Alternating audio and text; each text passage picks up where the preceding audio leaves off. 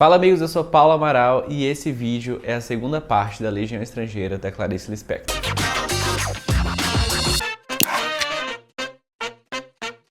A gente tinha parado no sexto conto, agora eu vou falar pra vocês do sétimo, que se chama Viagem para Petrópolis. No início desse conto, Clarice vai mostrando pra gente várias características da personagem.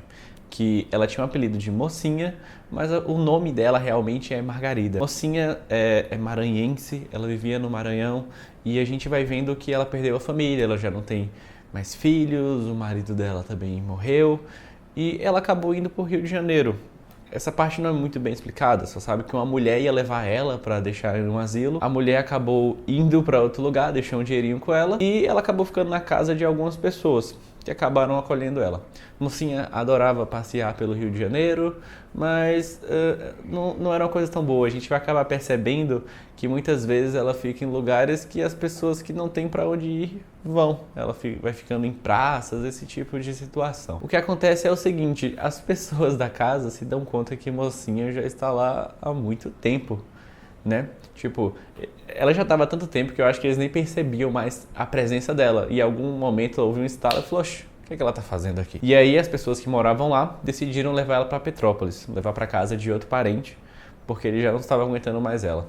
E vão comunicar ela, falar que vai ter essa viagem. Isso provoca um movimento epifânico nela, né? Essa noite de quando ela recebeu a notícia até a viagem, faz ela começar a ter lembranças do passado, lembrar do filho, o filho dela morreu num acidente, lembrar do marido, lembrar da filha que também morreu. Ela começa a perceber que ela tá sozinha no mundo, ela começa a perceber que ela tá sendo desprezada, ela vive numa cama ruim, uma cama dura, ela chega a reclamar disso no livro. E quando ela vai para Petrópolis, ela é negada, tipo, ela chega na casa das pessoas, a mulher recebe ela, a dona da casa, e fica com um olhar muito misterioso, tipo, até querendo saber se realmente era verdade, se os outros parentes tinham mandado ela para lá, porque eles nem levaram ela na porta, eles deixaram antes para evitar histórias, evitar algum papo, alguma coisa que recusasse, né? Deixam lá, a mulher acolhe ela por um tempinho, depois chega o marido da mulher e fala, olha, não quero você aqui, volte pro Rio de Janeiro. Só que ela apresentava um sorriso até cômico. O que aconteceu é que a Mocinha percebeu o que aconteceu na vida dela. Ela sentiu que estava só e que aquela vida já não fazia mais sentido, né? Então ela sai andando, vai numa fonte, estava morrendo de sede, toma uma água e o final me chocou um pouco porque eu não esperava. Sai andando, vai subir uma ladeira e se encosta numa árvore e morre. Só um aviso rapidinho pra vocês, tem vários desses contos que tem uns curtazinhos no YouTube mesmo. Eu vou tentar deixar o linkado aqui nos cards, eu não sei se dá pra linkar muitos cards. Mas se não der, vai estar na descrição do vídeo. Eu recomendo que vocês vejam, é legal pra você ver o conto acontecendo. E o oitavo conto se chama A Solução. Vai contar a história de duas mulheres, a personagem principal do conto se chama Almira e da sua amiga Alice. Mas Alice não é tão amiga de Almira, elas trabalham juntas, elas almoçam, as duas são datilógrafas. A Almira é uma personagem gorda, um pouco desajeitada. Clarice não poupa comentários negativos da personagem. E ler Clarice é isso, tipo, é intencional isso, não é que ela tinha gordofobia ou qualquer tipo de coisa.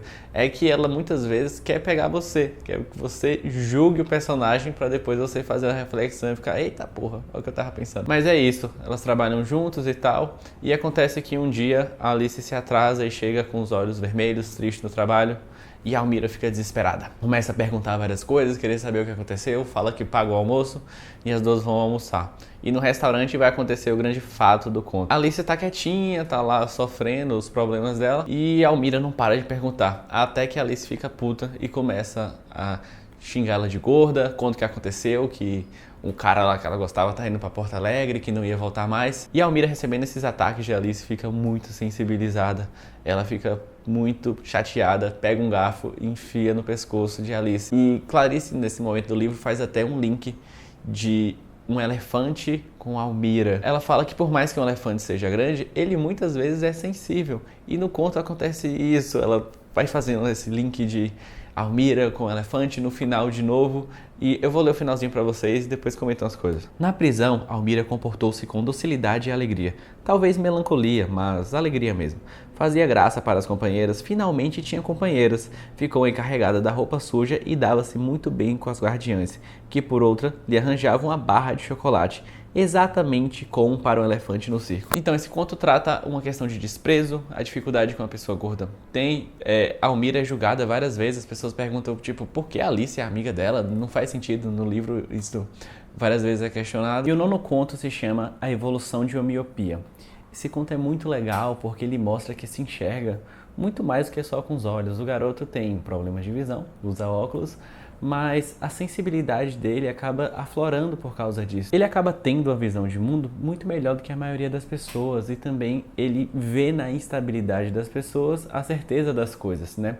Ele vê que tudo é passageiro e isso é legal, é que muitas vezes nós somos rotulados por um momento que a pessoa vive, não necessariamente o que você é, né? Em um momento ele fala uma frase inteligente para os pais dele, e os pais deles ficam, nossa, que legal. Em outro momento não surte esse efeito. Então ele percebe que muitas vezes coisas não dependem só de você e você pode ser rotulado a depender do que a pessoa está vivendo. Então a história começa assim, um garoto falando coisas inteligentes para os pais, que eu falei para vocês no iniciozinho. Acontece que ele vai passar um dia na casa da prima e ele começa a pensar, poxa, o que eu vou ser? Será que eu vou ser um palhaço? Eu vou ser um garoto brincalhão, um garoto atentado, um garoto comportado? O que eu vou ser? Né? O que eu quero que ela veja de mim?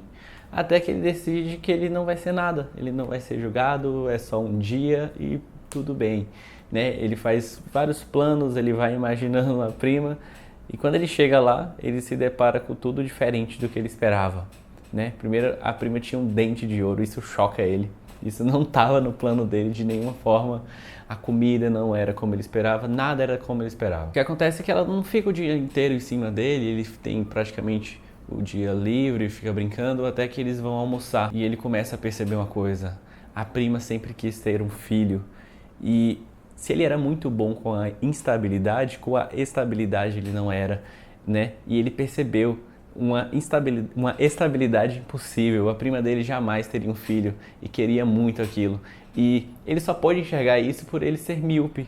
Se ele fosse uma pessoa comum, ele não ia conseguir. Clarice até fala, é como se a miopia passasse e ele pudesse ver o mundo. É muito bom esse conto, eu recomendo que vocês leiam. Bem pequenininho também, 4, 5 páginas. 10º conto é A Quinta História. Esse conto é bem profundo. Eu vou deixar linkado aqui para vocês e vejam aqui embaixo, vão ter vários vídeos que eu estava colocando de uma psicóloga falando sobre ele e é bem interessante. É um conto só de 3 páginas, mas que todos os contos de Clarice você pode inferir muita coisa, fazer reflexões muito profundas. O conto começa com uma mulher que pediu uma receita para alguém de seu prédio. Aí uma senhora fala para ela que para matar baratas ela mistura açúcar, farinha e gesso. Açúcar e a farinha para atrair as baratas e o gesso para matá-las. E acontece que nesse conto a narradora vai falando pra gente vários nomes que essas histórias podiam ter. Podia ser chamado de o assassinato, as estátuas, como matar baratas.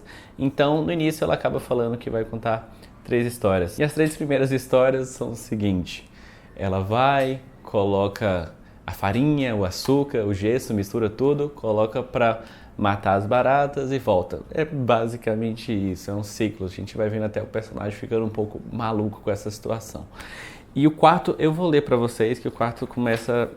O quarto já é um pouco diferente. A quarta narrativa inaugura a nova era no lar. Começa, como se sabe, queixeme das baratas, vai até o momento em que vejo os monumentos de gesso mortas, sim.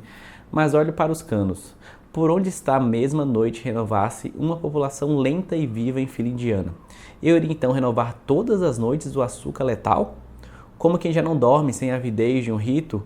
E todas as madrugadas me conduziria sonâmbula até o pavilhão, no vício de ir ao encontro das estátuas que minha noite suada erguiam? Estremeci de mau prazer à visão daquela vida dupla de feitiçaria. Estremeci também ao aviso do gesso que seca, o vício de viver que rebentaria meu molde interno.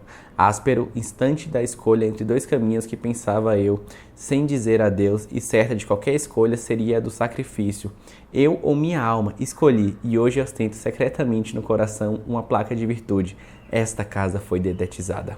A quinta história chama Libets e a transcendência do amor na Polinésia. Comecei assim, queixei-me das baratas. Então acontece que ela conseguiu se livrar disso. Isso virou um problema na vida dela. E isso você pode espelhar várias situações. Qualquer problema da sua vida que você vai levando muito a sério, e ela só conseguiu uma outra solução, aquilo virou uma possessão pra ela. Vejam mesmo o vídeo da psicóloga, eu achei muito bom, eu não me recordo o nome dela, vai estar aparecendo aqui, mas vale muito a pena, ela faz uma análise profunda e muito boa. E o 11º conto se chama Uma Amizade Sincera.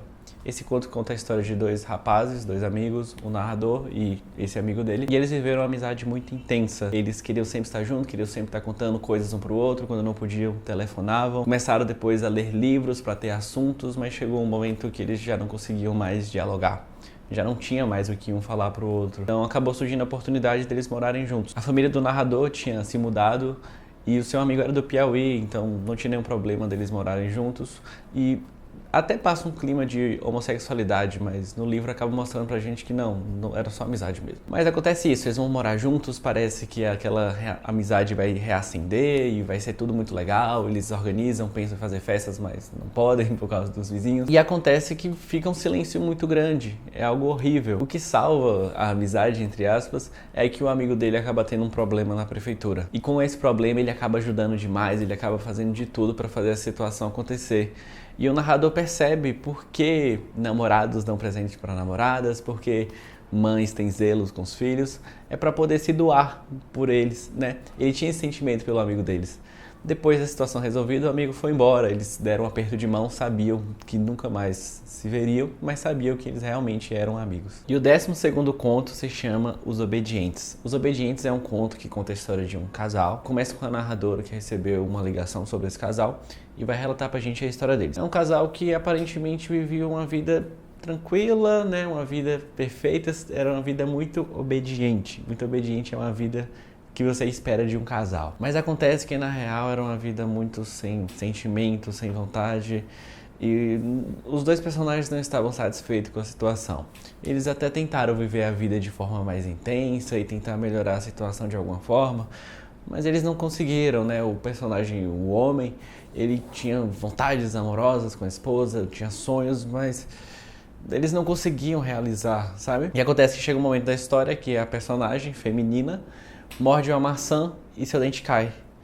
E ela se vê pálida, com mais de 50 anos, vê que perdeu uma vida inteira e em vez de ir ao dentista, ela se joga da janela. E o personagem masculino, vendo isso, vendo que não precisava mais estar preso a esse passado e poderia, realizar tudo o que ele queria, tudo o que ele pensava, ele se desapega de tudo o que aconteceu e vai viver a vida dele. E chegamos ao 13º conto, o conto que dá nome ao livro, A Legião Estrangeira. A Legião Estrangeira é um conto que vai contar a história de uma mulher, não falo o nome dela, mas o mais importante da história mesmo é uma garota que se chama Ofélia. Ofélia é uma menina da família hindu que foi morar num apartamento ao lado dessa mulher. Mas a história já não começa assim, a história começa a narradora tendo uma vaga lembrança de Ofélia e até que aparece um pintinho na cozinha de casa e as crianças ficam muito entusiasmadas, ela tinha filhos pequenos. E ela e o marido também ficam, mas logo deixam de lado. Depois os filhos dela ficam muito animados, vendo os pais nem aí pro pintinho, ficam, poxa, o que tá acontecendo, sabe? Chega até um a falar pra ela, você não quer ser mãe do pintinho? E ela vai lá e vai pegar nele. E quando ela pega, ela lembra de Ofélia. Já vocês vão entender porque ela lembrou de Ofélia. Mas ela começa a lembrar quando a garota se mudou pra lá. A família dela era muito esquisita, as pessoas realmente não queriam interagir. A mulher falava que, a mãe de Ofélia, né, falava que não interagia com os vizinhos. O pai era hoteleiro, algo do tipo, mas uma pessoa também muito séria. Então a narradora não conseguia abertura com essa família, até que surge Ofélia na vida dela. Ofélia surge e começa a dar ordens, a mudar a vida dela. Ofélia faz ela ser estrangeira dentro da casa dela, mesmo Ofélia sendo uma estrangeira. Muitas vezes Ofélia fala coisas que faziam realmente sentido. Ela falava, olha, você tá fazendo uma feira muito grande, você vai perder essas coisas, ou você comprou pouco, vai acabar. Teve uma vez que ela também falou, olha, a empada de legumes tem que ser aberta, e depois a mulher foi na rua e acabou vendo.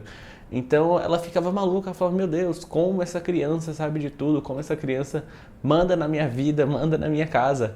Ela chega a comemorar até quando a Ofélia erra uma questão de geografia, uma coisinha assim, e ela fica, super animada com isso, como assim ela tá rindo de uma criança de 8 anos, é algo maluco. E essa é uma questão, a Ofélia só tinha 8 anos, mas tipo, ela não tava nem aí pras crianças pra brincar com elas na casa. Ela queria mesmo ir brincar com a mulher. E a narradora se sentia muito persuadida por Ofélia, né? A Ofélia mandava nela e era a dona sempre da situação. Acontece que um certo dia ela estava na rua e foi comprar um pintinho para as crianças brincarem. E a Ofélia foi para casa da narradora, que era sua vizinha, e encontrou o pintinho. E ela entrou em choque, né?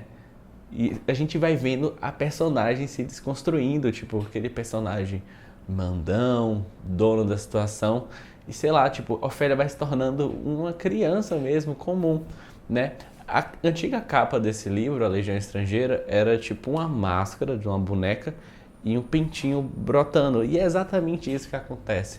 Vai se quebrar a máscara daquele personagem e ela se torna alguém simples, um personagem comum mesmo, uma criança. E esse é o grande fato da história. A Ofélia vê o pintinho, vai se desconstruindo, vai ficando meio besta. A personagem, a narradora, vai até se vingando um pouco, né, do que a Ofélia fazia com ela. Mas também chega um momento que ela para de ser uma vingança e ela fala, olha, eu falei pra ela, você pode ir se quiser, eu não ordenei. Mas é porque eu queria que ela se livrasse disso, não que eu tivesse mandado, entendeu? Queria que fosse algo dela, algo que partiu dela e falou, olha, eu não quero mais ser isso, eu quero ser outra pessoa. E a Ofélia vai, ela brinca com o pintinho, só que depois ela fala de ir embora e tal, e há um silêncio, a narradora fica tentando entender o que aconteceu, ela vai na cozinha e vê que o pintinho morreu. A Ofélia caladinha, sem fazer nada, e ela fala, olha, às vezes a gente ama demais algo e isso acaba acontecendo. O pintinho morreu por excesso de amor de Ofélia. É isso, eu espero que vocês tenham gostado desse vídeo. Livro de contos sempre dá muito trabalho, são muitas histórias, muita coisa para se gravar. Os próximos vídeos com certeza serão mais fáceis e mais rápidos de fazer. Então, a gente se vê. Um grande beijo e tchau, tchau.